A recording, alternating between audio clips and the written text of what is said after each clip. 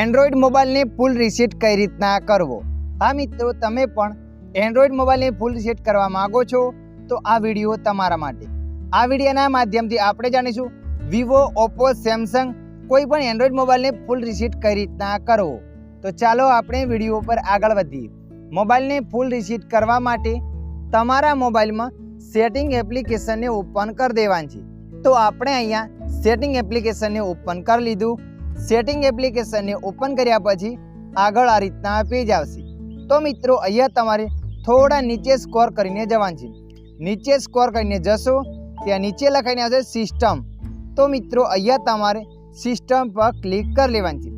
System પર click કર્યા પછી જોઈ શકો છો આગળ આ રીતના પેજ આવશે। આવું પેજ આવ્યા પછી તમારે અહીંયા રિસીટ ઓપ્શન પર ક્લિક કરી દેવાનું છે। જેવા તમે રિસીટ ઓપ્શન પર ક્લિક કરશો ત્યારબાદ આગળ આવું પેજ આવશે। અને મિત્રો જુઓ અહીંયા તમારા મોલે ઓપ્શન ના આવે સિસ્ટમનું તો તમારે અહીંયા સર્ચના એપ પર ક્લિક કરી દેવાનું છે। સર્ચના એપ પર ક્લિક કર્યા પછી અહીંયા રિસીટ લખીને સર્ચ કરશો એટલે જોઈ શકો છો આગળ પણ આ રીતના પેજ ખુલશે। અહીંયાથી પણ રિસીટ કરી શકો છો। અહીંયા તમારે રિસીટ ઓલ સેટિંગ પર ક્લિક કરી દેવાનું છે। જોઈ શકો છો આ રીતના પેજ આવશે। સેમ પેજ ત્યાં પણ આવ્યું હતું અને સેમ પેજ અહીંયા પણ આવશે। ફૂલ રિસીટ કરવા માટે erase all data factory receipt પર ક્લિક કરી દેવાની છે। એના પર ક્લિક કર્યા પછી આ રીતના પેજ આવશે।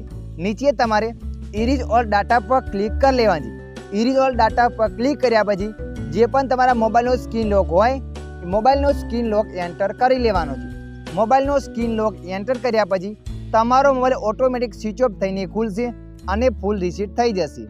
તો મિત્રો આ રીતના તમે પણ એન્ડ્રોઈડ મોબાઈલને ફૂલ રીસેટ કરી શકો છો। આશા રાખું છું આ વિડીયો તમને પસંદ આવ્યો હશે। આ વિડીયોની અંદર થોડુંક કંઈક જાણવા મળ્યું હોય તો વિડીયોને લાઈક કરી દેજો અને આવા માહિતીવાળા વિડીયો જોવા માટે અમારી ચેનલને સબસ્ક્રાઈબ કરી લેજો।